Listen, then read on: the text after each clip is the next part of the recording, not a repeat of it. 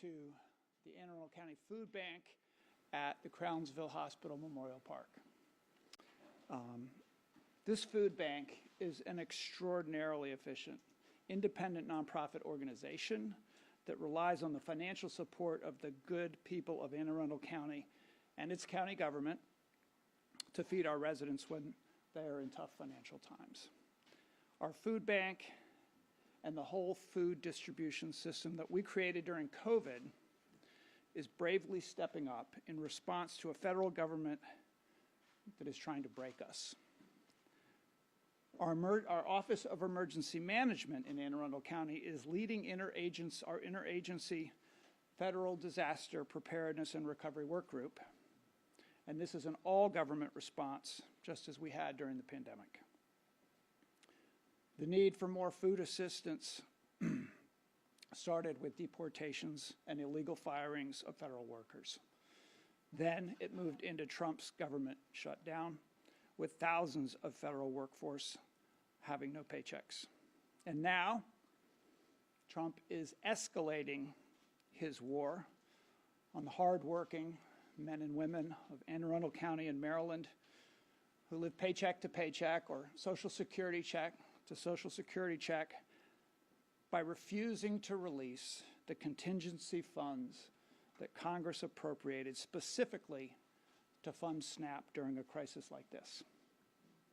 In Anne Arundel County, that prevents 41,847 recipients of SNAP, including 22,430 households, 17,031 children, and 5,231 seniors from buying their groceries. In Maryland, that's over 680,000 recipients, including nearly 270,000 children. Throughout our history, we have seen rulers use hunger as a weapon.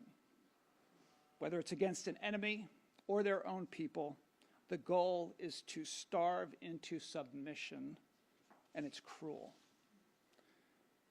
That's why blocking food assistance is a war crime under international law. And today in America, we are facing a serious threat.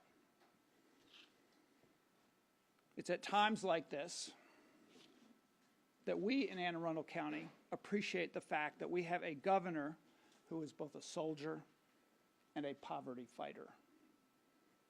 There is no question about whose side he is on in these battles to protect our people, whether it is support for the Western Maryland flood victims who were denied their FEMA support, the federal workers and contractors whose lives have been upended by the Republican assault on public service.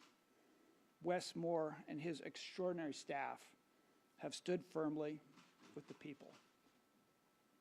I'm not surprised to find him here on the grounds, the sacred grounds of Crownsville Hospital Memorial Park at the Anne Arundel County Food Bank, sorting food for distribution and presenting concrete plans to defend our people in their time of need.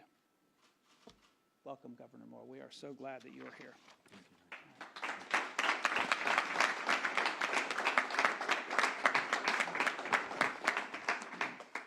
Good morning. I first just want to give a deep degree of thanks to our county executive for his leadership, for his thoughtfulness, and for his consistent belief that everybody deserves a right to have an opportunity to a better life. We're deeply grateful, and we're thankful to be here in your county. I'm thankful that I live in a state that our people are so resilient. But I'm absolutely heartbroken that the people of our state are being forced to be so resilient. I'm thankful that we are here with some amazing public servants. And I'm angry that we're asking our public servants to do so much because our federal government has decided to leave us behind. What we are seeing from this federal administration is not just cruel, it's illegal. They are breaking the law to show how cruel they can be. That I'm thinking about the work that they are doing and how cruelty has essentially become a governance philosophy of the Trump administration. Because the money is there. They are choosing not to allocate it. The money has been appropriated. They are choosing not to distribute it. This is heartless.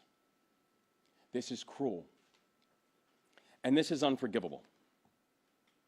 And I think about the why we are here, but also the basic necessities that we have to then turn around and provide, because when the federal government says that you are on your own, in the state of Maryland, we say we leave no one behind. And so, today, we are responding to the federal government's dereliction of its duty by declaring a state of emergency inside the state of Maryland.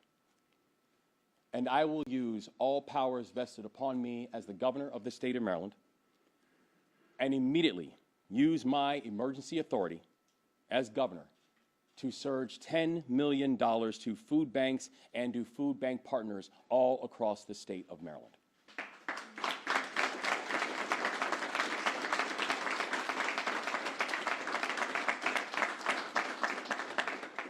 These funds will go to hundreds of institutions with experience distributing food at the regional level, and we are also providing support to local nonprofits, faith-based organizations, food kitchens, farmers markets, school pantries, and also mobile food units. We need to move quickly to make sure we're getting the most support to those most in need. And state agencies are going to work together with local leadership, county leadership, nonprofit partners to ensure that resources are distributed fairly, equitably, and with true accountability. And what's really unfortunate is that these are actions that the state of Maryland is taking because the actions that the federal government is taking are actively hurting our people. And this is not the first time that we have now had to move quickly and swiftly and decisively to be able to make sure that our people are taken care of, since the Trump administration has decided to wage this type of assault on the people of our state. It's why on October 1st, I spoke to Maryland from my office about why Donald Trump's shutdown of government was so detrimental to the state of Maryland, uniquely detrimental to the state of Maryland, because there is no state that is taking a greater level of assault than Maryland by these actions. I explained how we'd be standing up emergency resources for federal workers. I explained that we'd launch contingency plans to keep government programs running, that we announced protections to help Marylanders keep a roof over their head, keep the lights on, keep groceries in the fridge. And every week since October 1st, we have continued to roll out new supports. I hate the fact that we are here. But the reality, Maryland, is that we are here. But the people of our state will make sure that we respond. We rolled out the Maryland Premium Assistance Program to protect Marylanders from increases to their health care premiums, because a prerequisite to keeping the federal government open should not be jacking up premiums by 90%. We instituted new programs at the Department of Labor to protect federal workers who are now missing paychecks, many of whom who are working every day and not getting paid. It's ironic that we have people in Maryland who are working and not getting paid, and we have politicians in Washington who are getting paid and not working. We made MARC and the MTA transit service free for all federal workers, for all of our federal workers who are moving, especially those who now have to go to work every day and not getting paid for it. Just simply show your federal badge, your ride is free. And the reason that we've been so aggressive is because the longer this shutdown lasts, the more pain that our people are feeling. We're seeing more furloughs. We're seeing more families go without pay. We are seeing permanent economic damage. And this president is not just holding firm. he's relishing in the fact that he continues to turn the screws on the American people and watches and smiles while the American people feel the pain.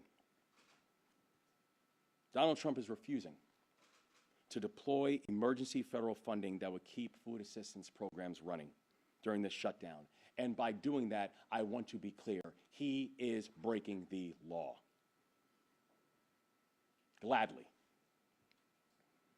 And to be clear that he is breaking the law, it's why I'm proud of the fact that Maryland was amongst the first states to sue the federal government for breaking the law and pushing more children into poverty and pushing more children to now suffer the consequences of the fact that Washington, D.C. is broken. Withholding federal food assistance is not just illegal, it is cruel. 680,000 Marylanders rely on SNAP to put food on the table. We're talking about 120,000 older adults, 270,000 children, and 130,000 Marylanders with disabilities. This is real. And the impacts that we are seeing are distinct. And so I want to take a moment to thank all the public servants. The people who, when we are watching this assault from the federal government on the state of Maryland, the people who have said it is our responsibility to step up. All the public servants, all the neighbors, all the community members, members of the Moore-Miller administration. I want to thank a few who are here today, our Secretary of Human Services, Rafael Lopez, our Secretary of Aging, Carmel Rooks, our Secretary of Agriculture, Kevin Addix, our Special Secretary for Children, Carmel Martin, our Secretary of State, Susan Lee, our Secretary for Emergency Management, Secretary Strickland. Right here. I also want to thank all of our friends at the Anne Arundel County Food Bank who are doing absolutely extraordinary work to take care of our community. Leah, to you and your team, we just want to say God bless you and thank you. Thank you.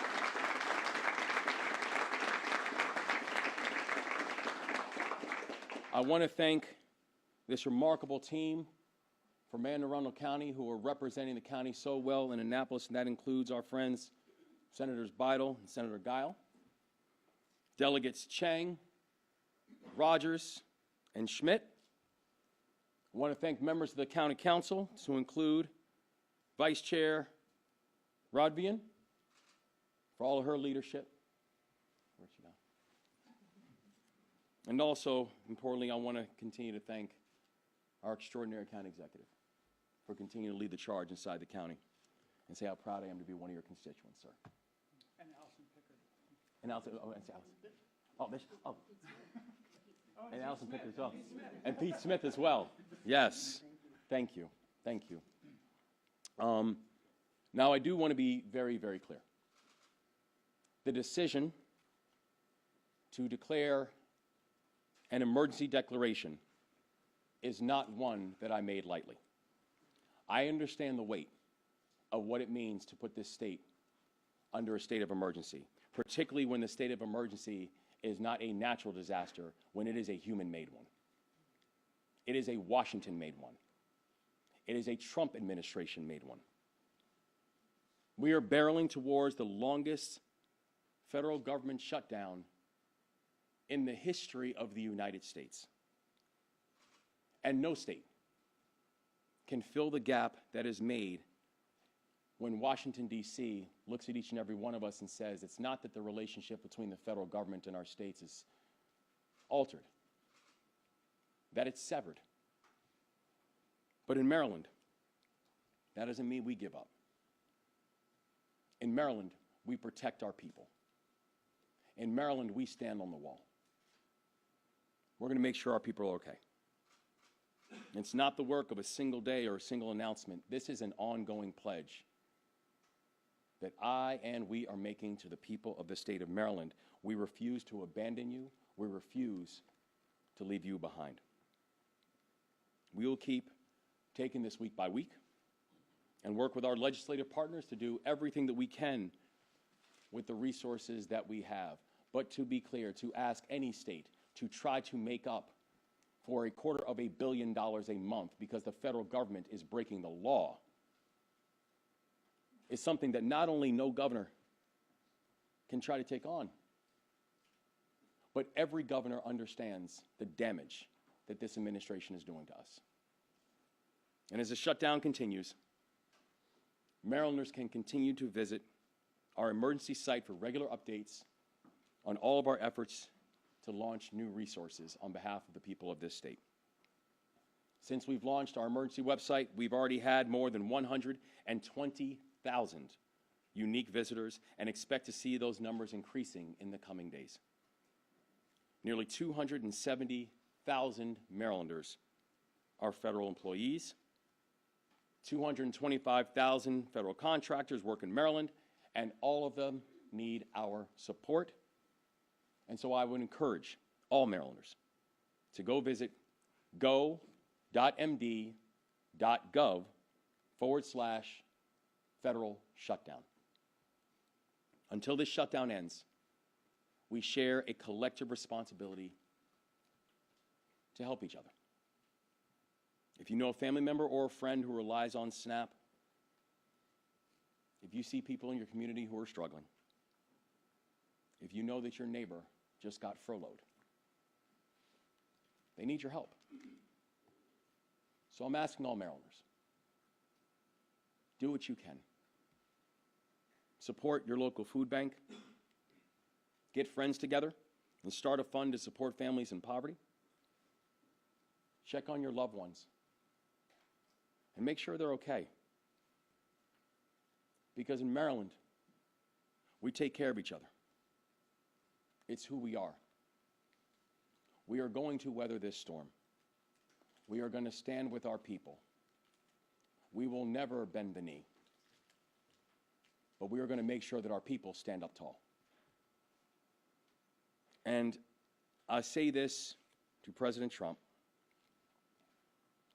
on behalf of the 6.5 million Marylanders, including the 680,000 who will leave SNAP, who will lose SNAP because of your decisions. On behalf of our veterans, on behalf of our farmers, on behalf of our children, on behalf of our seniors, on behalf of the bipartisan group that you see standing in front of you right now, my message to you is this: stop this shutdown now. You have the authority. All the president needs to do is simply pick up the phone and say, it's time to end this thing. And so every single day it goes on, we know where we're placing our blame. I'm not holding out hope that he will. But I truly believe, and I pray to God, in this moment he'll see the impacts of what's happening and realize that he must. In Maryland, we're going to do our job. Now it's time for the president to do his. And so now I would like to call our administration personnel to join me in the signing of this executive order.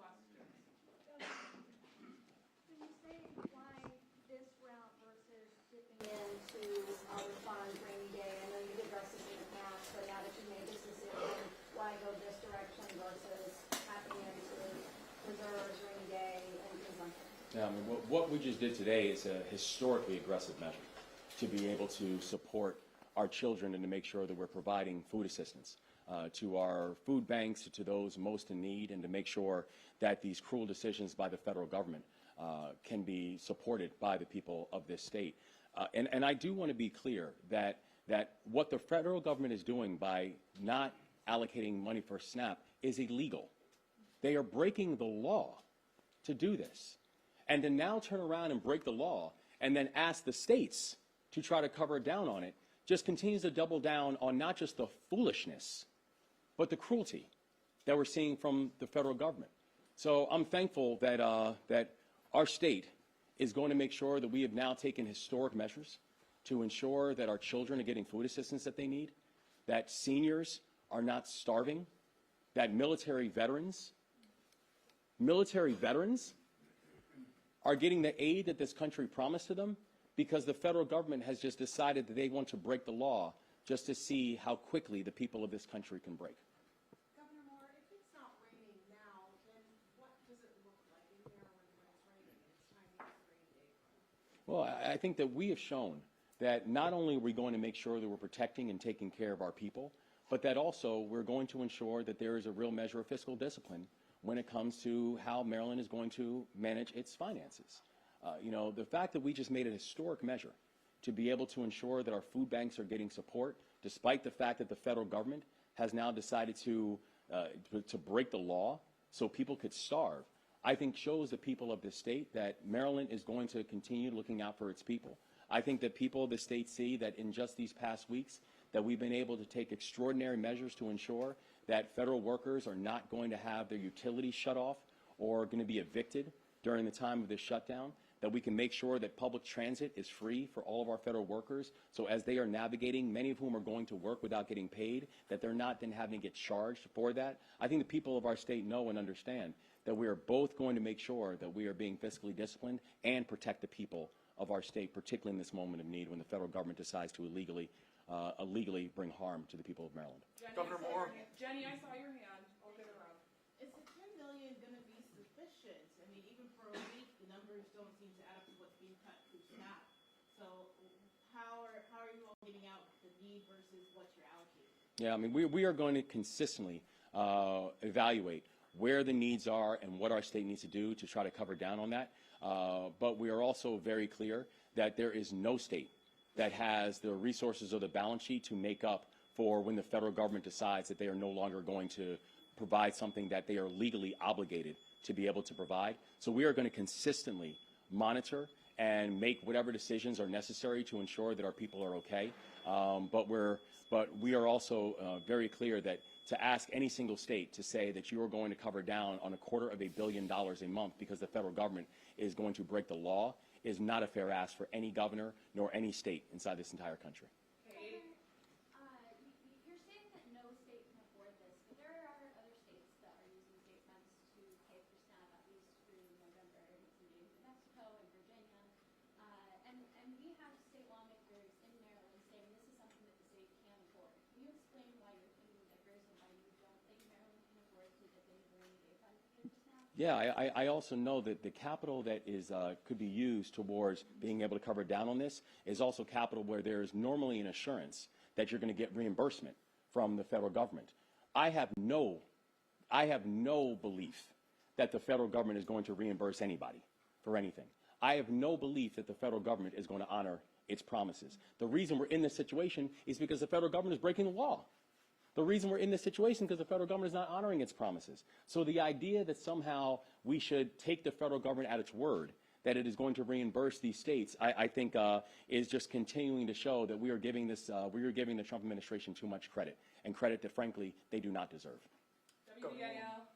Governor Moore, I certainly understand that it's election season, but given the state of emergency now, I know that you're scheduled to be in Virginia this weekend. We'll plan campaigning for Abigail Spanberger. Does that alter plans? Will you be staying in the state now during the state of emergency? No, because I plan on going down there and helping to make sure that Abigail Spanberger becomes the next governor of Virginia, because we need governors that actually take this moment seriously. The reason that I'm going to support Abigail Spanberger is because who your governor is matters. And I think we are seeing that every single day, the illustration of what that looks like. And so I'm excited to have Abigail Spanberger as my partner. I believe that governors in many ways are becoming a really important line of defense around these illegal actions that we are seeing from the Trump administration. And I'm looking forward to have a partner inside the governor's mansion down in the Commonwealth of Virginia who understands that what we understand in Maryland is that we will work with anyone, but we will bow down to no one. Thank you. Last question, Mackenzie. Governor, thank you. Pivoting to some of the other vulnerable people in the state of Maryland, I wanted to ask about DHS. And I know that yesterday you said that you take all of the findings of these various reports seriously in addressing the issues within the Department of Human Services seriously, and that you want to do it within your term. But when you took office, you knew about these problems. There were report after report after report detailing the issues within the department. So why should Marylanders trust that there will actually be meaningful change and real accountability when it's taken this long to see some policy shifts? Well, I'm grateful for the work that Secretary Lopez and the team over at DHS has done to address a lot of these challenges that were longstanding. I mean, as you indicated, Mackenzie, many of these challenges that we were talking about are things that predated not just our inauguration, but predated even our announcement to run for governor in the first place. And so we knew the challenges that existed within DHS. It was the reason that I was excited to have someone like Secretary Lopez, who could come in and actually address the hard problems, address the hard issues, and know that even though these were not problems that started under our watch, these were problems that would be addressed under our watch. And so we know that we have more work to do, that there is not one of us that is going to be settled until we have a situation where every single child, every single family, every single Marylander is receiving the supports that they need. But we also know that in order to do that, in order to continue pushing forward the right kind of measures, the right kind of improvements, it means that we have to be committed to having accountability and transparency and improvement. It is where I am, it is where Secretary Lopez is, it is where the department is, that we are going to get it right under our time, even if these challenges happen before our time. A quick follow-up, if I can. Advocates argue, though, that there is no accountability within this department right now, and the transparency continues to lack within the agency. How much longer is the public expected to wait to see real results? Well, I would argue that for anybody who thinks that there is not transparency, they should spend time with Secretary Lopez and the team, because this is a deeply transparent team that they have on board, a team that is focused on making sure that we can both get to the right results and making sure we're